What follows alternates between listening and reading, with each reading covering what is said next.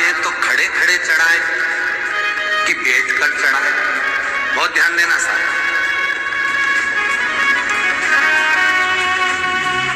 शंकर में मंदिर में जाकर हम भगवान शंकर को जल चढ़ाएं तो खड़े होकर चढ़ाएं कि बैठ कर चढ़ाएं?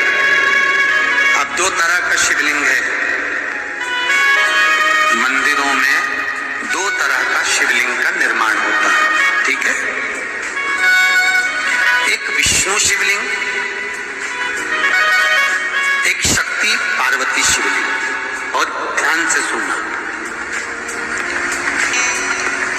दो तरह का शिवलिंग मंदिरों में होता है, दो तरह का शिवलिंग मंदिरों में होता है, समझ लेना बहुत अच्छी तरह से। एक शिवलिंग वो होता है जो जमीन पर डायरेक्ट जलाधारी रहती है, शिवलिंग रहता है, ऐसी जलाधारी पूरी की पूरी, और शिवलिंग जमीन पर रखा रहता है, भूमि पर रखा रहता है, डायरेक्ट जमीन पर।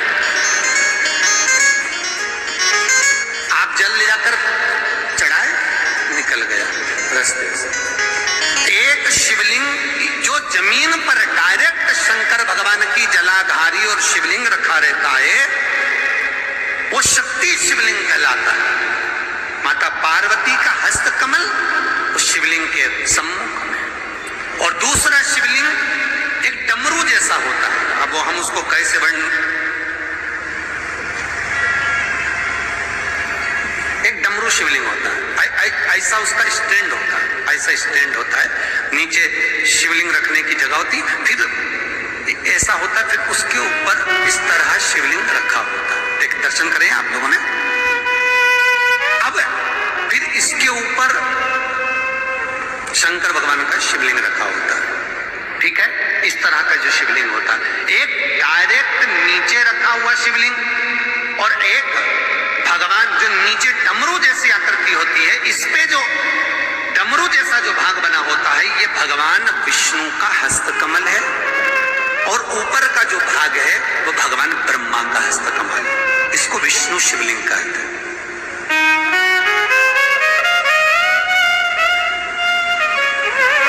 इसको हरीश्वर महादेव भी कहा जाता है। कौन सा महादेव कहते हैं? हरि सर्वेश्वर महादेव। हरीश्वर महादेव भी कहते हैं, हरि सर्वेश्वर भी कहते हैं। तो डमरू जैसा जो शिवलिंग का निर्माण हुआ है मंदिर में, अगर शिवलिंग ऊंचा है, शिवलिंग थोड़ी सी हाइट पर है, ऊंचाई पर है, और डमरू जैसा भाग फिर उसके ऊपर जलाधारी, जलाधारी के बाद शिवलिंग निर्माण किया गया है, तो वो विष्णु शिवलिंग कहलाएगा, वो हरीश्वर शिवलिंग कहलाएगा, वो हरि वंश शिवलिंग कहलाएगा, हरीश्वर कहलाएगा। और जो डायरेक्ट सीधे जो रखा हुआ है, 12 ज्योतिर्लिंग के अगर आप दर्शन करेंगे तो कहीं पर भी आपको विष्णु शिवलिंग नहीं मिलेगा, केवल एक नागेश्वर को छोड़कर। कहां पर छोड़कर? जम के बोलिए, केवल एक नागेश्वर। नागेश्वर को छोड़कर बाकी के जितने 12 ज्योतिर्लिंग में शिवलिंग के दर्शन करोगे, सब शक्ति शिवलिंग मिलेंगे, सब जमीन पर। आप जितने भी देखेंगे, काशी का देखेंगे, महाकालेश्वर देखेंगे, तो डायरेक्ट जमीन पर जलाधारी बनी है महाकाल बाबा की, डायरेक्ट जमीन पर बनी, कोई ऊंचाई नहीं है, डायरेक्ट जमीन पर फिर शिवलिंग है। ओमकारेश्वर देख लीजिए, ममलेश्वर देख लीजिए, आप चाहें तो विश्वनाथ देख लीजिए, डायरेक्ट जमीन पर। सोमनाथ देख लीजिए, डायरेक्ट जमीन पर। केदारेश्वर देख लीजिए, डायरेक्ट जमीन पर। भीमाशंकर, वैद्यनाथ, डायरेक्ट। आप वेदनाथ जी के लाइव प्रसारण कभी चालू करके देखना, डायरेक्ट जमीन पर, डायरेक्ट। तो जितने भी शिवलिंग हैं सारे के सारे शक्ति शिवलिंग हैं।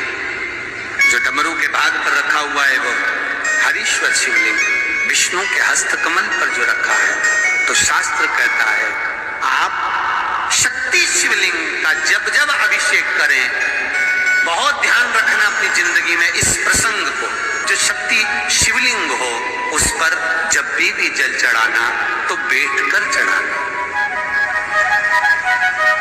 बैठकर चढ़ाना। शक्ति शिवलिंग पर जब भी जल चढ़े, भले शिवलिंग कितना भी ऊंचा हो, कितना भी ऊंचा हो, तो संगी से चढ़ा दो, पर जल बैठकर चढ़ाइए। भले भले शिवलिंग ऊपर है पूरा तरह से हाथ नहीं पहुंचा, जैसे सोमनाथ जी में अब शिवलिंग कितना बड़ा है, महाकालेश्वर का शिवलिंग कितना बड़ा है, तो उसको तो बैठकर स्नान नहीं करा सकते। भले शिवलिंग कितना भी ऊंचा हो, पर अगर भूमि टच है, शिवलिंग अगर भूमि टच है, शक्ति शिवलिंग है, तो भले आधा शिवलिंग नहाए, आधे पर पानी जाए, पर बैठ कर ही स्नान कराया जाता है। और महाराज यदि हरीश्वर शिवलिंग है, अर्थात भगवान विष्णु के हस्त कमल पर, ब्रह्मा के हस्त कमल पर यदि शिवलिंग है, तो वो शिवलिंग का जब भी स्नान कराएंगे, अभिषेक कराएंगे, पूजन कराएंगे, तो खड़े होकर ही करना है। और खड़े होने का भी तरीका होता है, दोनों चरण बराबर में रखकर कभी भी शंकर भगवान के शिवलिंग का स्नान नहीं कराया जाता। महाराज दोनों चरण बराबर रखकर, अगर हरीश्वर शिवलिंग है, किसी मंदिर में शंकर को जल चढ़ाने के लिए आप गए हो और शंकर को जल चढ़ा रहे हो, तो हरीश्वर अगर शिवलिंग है तो दोनों पांव बराबर रखकर नहीं, एक सीधा चरण थोड़ा सा आगे रखिए और उल्टा चरण थोड़ा सा पीछे रखकर भगवान शंकर का जलाभिषेक करने पर लक्ष्मी जैसे अपने चरण रहते हैं, भगवान शंकर उसी तरह से लक्ष्मी को दौड़ाते हुए अपने घर में प्रवेश करा। लक्ष्मी